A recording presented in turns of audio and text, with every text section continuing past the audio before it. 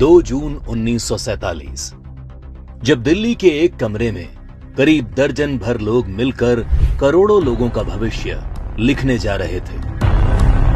करीब 1.5 दशक से मुस्लिम लीग जिस पाकिस्तान की रट लगा रही थी, वो आज कागजों में उनके सामने सच होने जा रहा था। सिर्फ 2 हफ्तों में भारत के खंडित होने की योजना पर मोहर लग गई। भगवान राम के बेटे लव का बसाया लाहौर, ढाकेश्वरी माता का तीर्थ ढाका, गुरु नानक देव जी का जन्म स्थान ननकाना अब 2 टुकड़ों में बंटने जा रहा था।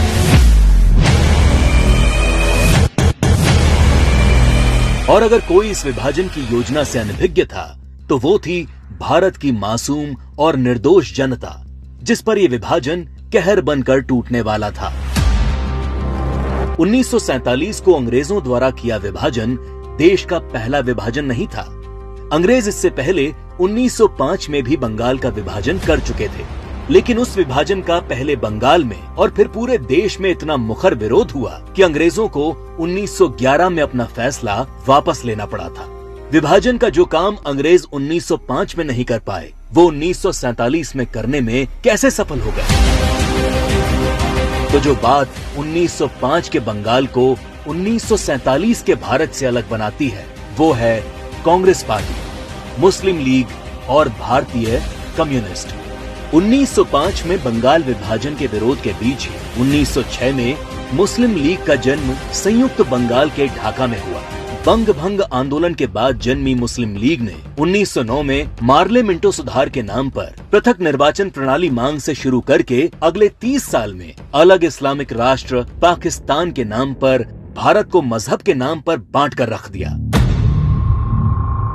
1920 के तुर्की के खलीफा के समर्थन में चलाए गए कांग्रेस के खिलाफत आंदोलन ने मुस्लिम कट्टरपंथियों को यकीन दिला दिया कि वे अपनी गैर जरूरी मांग पर भी कांग्रेस के नेतृत्व को मना सकते हैं। इसके बाद 1930 में अल्लामा इकबाल ने पहली बार मुस्लिम लीग के अधिवेशन में अलग इस्लामिक राष्ट्र की रूपरेखा रखी।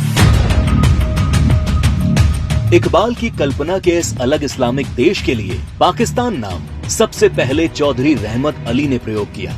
जब 1933 के तीसरे गोलमेज सम्मेलन में चौधरी रहमत अली ने पाकिस्तान अभी नहीं तो कभी नहीं नाम के पर्चे बांटे और करीब 7 साल बाद 1940 में लाहौर अधिवेशन में मुस्लिम लीग ने पहली बार पाकिस्तान नाम के अलग इस्लामिक देश का प्रस्ताव पास किया और 1947 में 10 लाख लोगों की लाश पर चढ़कर एक अलग इस्लामिक देश बना लिया।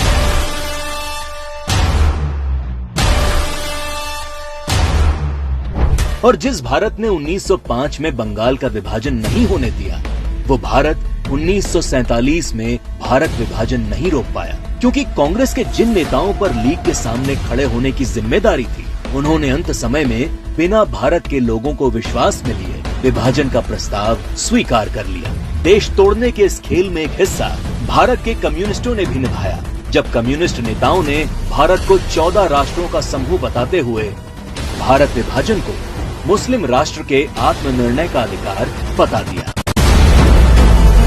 साल 1945 में अग्रणी कम्युनिस्ट सिद्धांतकार कॉमरेड जी अधिकारी ने मुस्लिम लीग की मांग को न्याय संगत बताते हुए एक थीसिस दी। उनके शब्दों में 1940 से कम्युनिस्ट पार्टी ने ये देखना शुरू कर दिया कि तथाकथित सांप्रदायिक समस्या वास्तव में बढ़ती राष्ट्रीयताओं की समस्या है, जिसे आत्मनिर्णय के अधिकार के माध्यम से हल किया जा सकता है। यदि हम इसके प्रगतिशील सार को देखें, तो पाकिस्तान की मांग वास्तव में पंजाब, पठान, सिंध, बलूचिस्तान और पूर्वी प्रांतों की मुस्लिम राष्ट्रीयताओं के क्षेत्रों के आत्मनिर्णय के अधिकार की मांग है।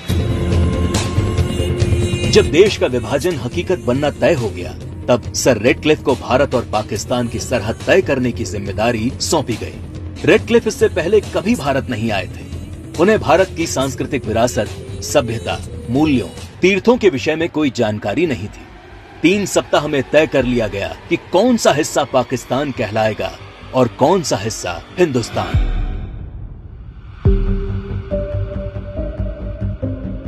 सदियों से एक जैसे इतिहास, भाषा, बोली, खान पान लिए रह रहे लोग, गांव और शहर रातों रात 2 देश बन गए।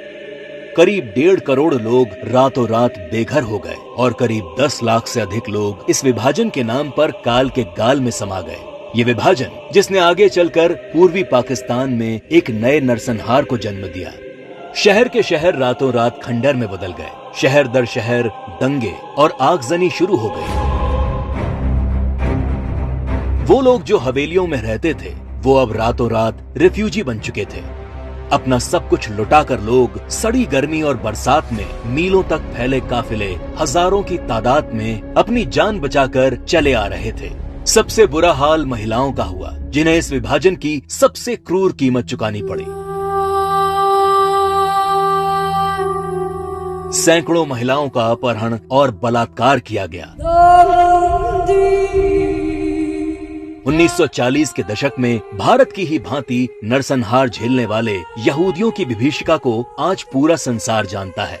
27 जनवरी को आज पूरा विश्व होलोकास्ट दिवस के तौर पर मनाता है। लेकिन इस विभाजन की कभी न भूली जा सकने वाली त्रासदी को भारत की ही पूर्व की सरकारों ने कभी याद करने की कोशिश नहीं की। विभाजन विभीषिका दिवस 14 अगस्त का दिन विभाजन विभीषिका का स्मरण करने का दिन है। 14 अगस्त का दिन अटल जी की इन पंक्तियों को दोहराने का दिन है। तुम दूर नहीं खंडित भारत को पुनः अखंड बनाएंगे, गिलगित से गारो पर्वत तक आजादी पर्व मनाएंगे। उस स्वर्ण दिवस के लिए आज से कमर कसें, बलिदान करें। जो पाया उसमें खो न जाएं, जो खोया उसका ध्यान करें, जो खोया उसका ध्यान करें।